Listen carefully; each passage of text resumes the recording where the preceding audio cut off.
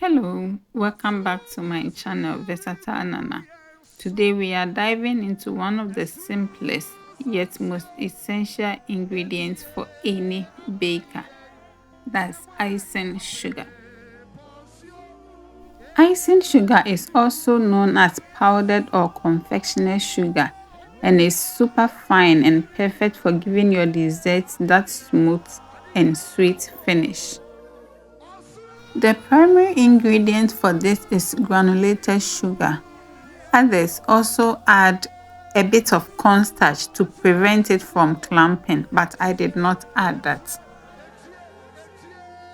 I will just put the sugar in my blender and begin to blend until it's fine. By fine, I mean it becomes powder. If your blender cannot do it, you have to use the dry cap that comes with your blender. It's as simple as that. Whether you are using it for dusting, frosting, or any sweet treat, this homemade version works perfectly. I know you enjoyed the video, so subscribe, like, share, and comment. And until I come your way with another video, do not forget to keep hope alive. Bye bye.